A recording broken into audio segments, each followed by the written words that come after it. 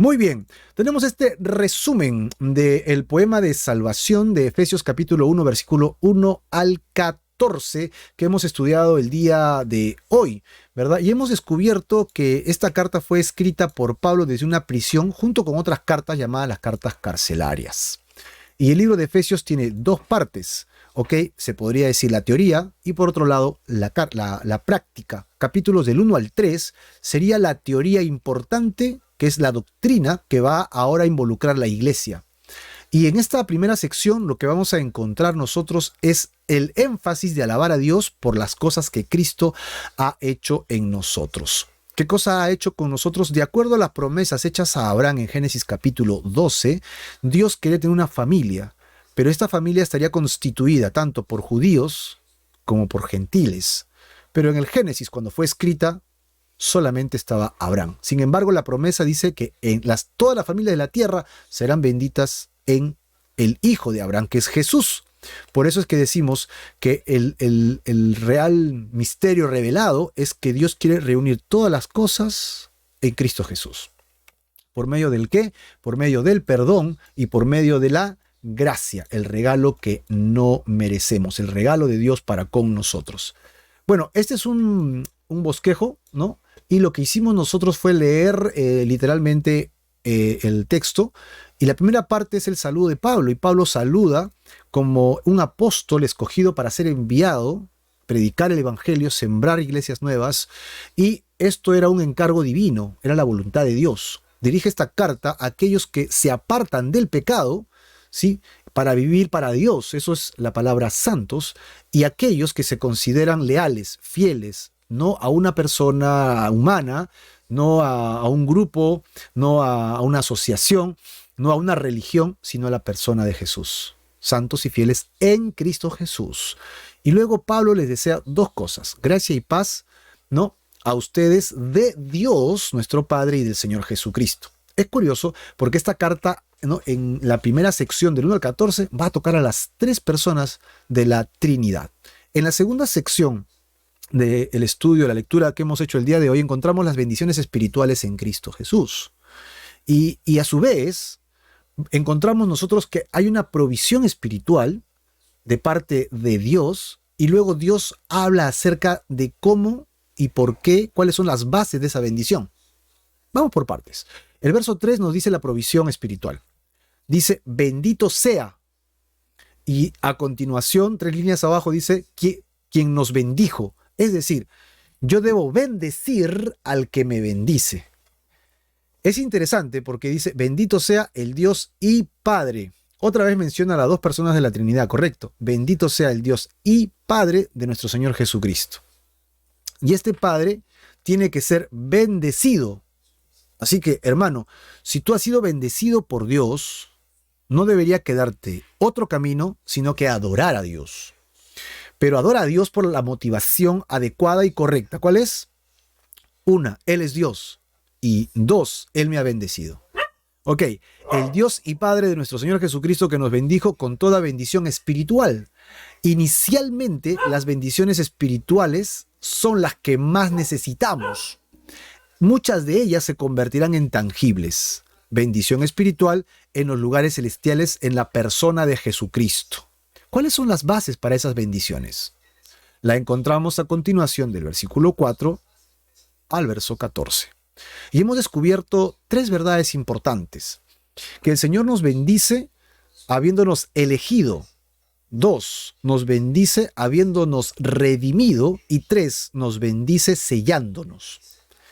La elección de Dios Padre para con los seres humanos es una gran bendición, porque Él se ha fijado en nosotros. Él nos redime con la sangre de Jesucristo, y finalmente, una vez que hemos sido comprados por el precio de la sangre de Jesús, Él nos marca y nos separa, para que dentro de todo el mundo no se le escape ni un salvo. Todos podamos estar con Él. ¿Cómo es esto, Marco? Vamos a ir por detalles porque justo son las 3 secciones que nos toca leer con ustedes.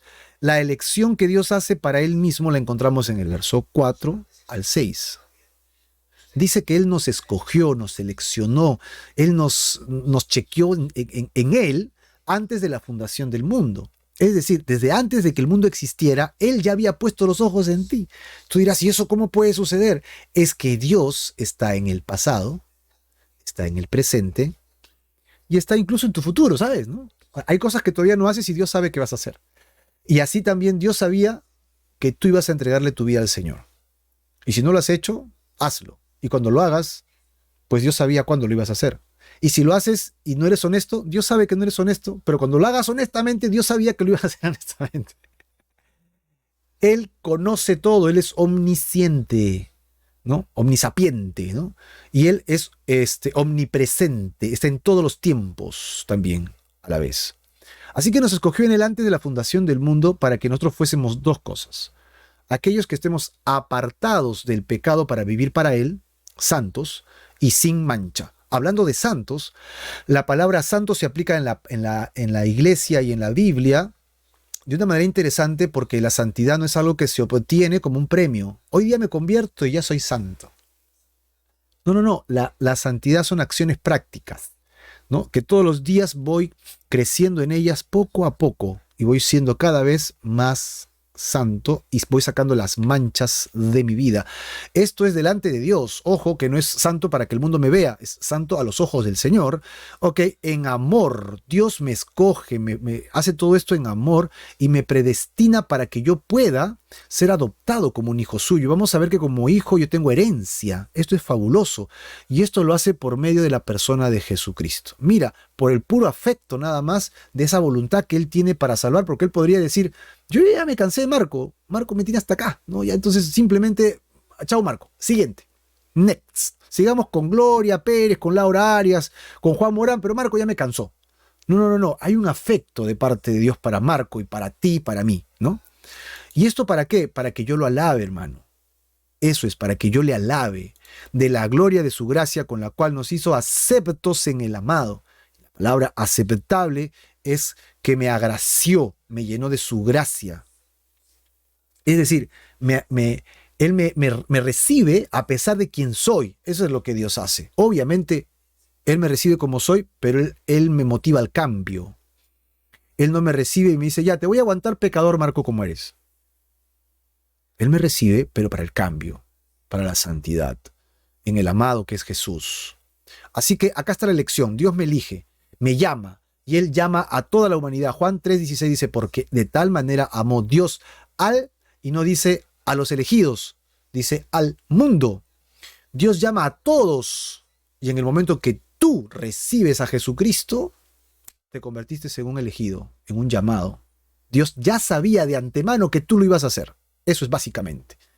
En Él tenemos redención, pues. Y acá está la palabra redención, que es la segunda, ¿no? Él me elige, pero me tiene que redimir, porque si no me redime, o sea, de nada hasta que me haya elegido. Él me redime por su sangre. Él paga el precio de mi maldad comprándome con el precio de la sangre de Jesús y ahí es donde me perdona mis pecados. No hay otra forma de perdón de pecados, sino que a través del derramamiento de sangre, dice Levítico.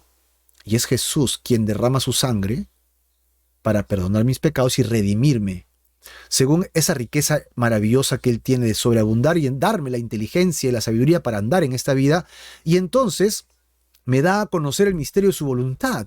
¿Cuál es el misterio de su voluntad? Versículo 10, reunir todas las cosas en Cristo Jesús. Reunir todas las cosas en Él, tal como lo vimos en el esquema. Él quiere que todos seamos reunidos, pero no en un grupo, no juntemos todas las religiones y aceptémonos como somos. Eso no es bíblico. Dios quiere que seamos reunidos en Cristo Jesús y los que no quieren, lamentablemente, no van a poder tener vida eterna con Dios. Seguirán en sus religiones, ¿no? Buscando pues ese sincretismo, pero no va a funcionar para Dios. Para Dios funciona solo en la persona de Jesús. Ok. Entonces, versículo 11, en Él tuvimos herencia. Ahí está la palabra interesante para nosotros. Él nos hereda, habiendo sido predestinados conforme al propósito. ¿Cuál es el fin? La alabanza de su gloria. Él quiere que yo le alabe. Así que la primera fue elección, la segunda fue redención y la tercera es sello. Él me sella, me separa. En Él también ustedes, habiendo oído la palabra de verdad, el evangelio de vuestra salvación, y el evangelio es la palabra de Dios. Ok. Con más detalles, pero eso es. Y lo que venimos diciendo ahora, elección, redención y sello es la salvación. Habiendo creído en Él, fui sellado, sellado con el Espíritu Santo de la promesa, y este sello lo pone como una garantía de mi redención. Acá está el Espíritu Santo, hemos hablado del Padre, del Hijo, ahora del Espíritu Santo en acción. ¿Ok? ¿Para qué? Para alabanza de su gloria, que es el objetivo que Dios tiene para conmigo, que yo le alabe, que le adore, que le siga y que siga sus caminos, solamente su voluntad. Solamente haga la voluntad de Dios. Y hay mucho que hacer si solamente quiero hacer la voluntad de Dios, pero no se va a cumplir si es que yo no pongo mi fe en Él y me arrepiento. ¿Ya has puesto tu fe en Jesucristo como tu Salvador? ¿Ya has aceptado la elección de Dios en tu vida? ¿Ya has aceptado que Jesucristo quiere redimirte, comprar el precio de tu pecado por su sangre? Esa es la obra de Él. Y por lo tanto, te quiere sellar para separarte y llevarte a la eternidad con Él y bendecirte como su hijo y entregarte tu herencia. Estas verdades solamente se logran si pones tu fe en Jesucristo, en su obra en la cruz, y te arrepientes de tus pecados. ¿Quieres hacerlo? Vamos a hacerlo el día de hoy. Te animo a que ores conmigo.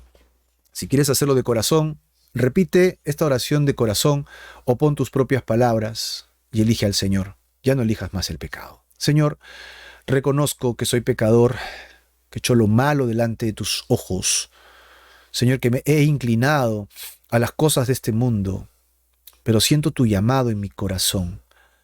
Y a pesar de mi maldad, tú me has amado desde antes de la fundación del mundo y quieres perdonar mis pecados en Cristo Jesús. Y esto se logra solo con la sangre de Jesús en la cruz. Él ocupa mi lugar de castigo y tú me castigas en Jesús. Él se lleva todo mi dolor, mi carga, mi pecado, mi maldad y sufre por eso. El pago de mi maldad la lleva Jesús en su cuerpo. Él me redime después que tú me has elegido. Por eso es que hoy día, Señor, me arrepiento de mis pecados. Pongo mi fe en esa obra salvadora. Y, Señor, recibo en este instante tu sello sobre mí. Recibo ese sello eterno que me separa de este sistema del mundo y me ayuda a vivir solamente en tu gracia. Te entrego mi vida, mi corazón y prometo servirte de aquí en adelante para siempre. Me voy a esforzar, Señor, por hacer tu voluntad y solamente tu voluntad por la eternidad. Gracias te doy, Señor, en el nombre poderoso de Jesús. Amén y amén.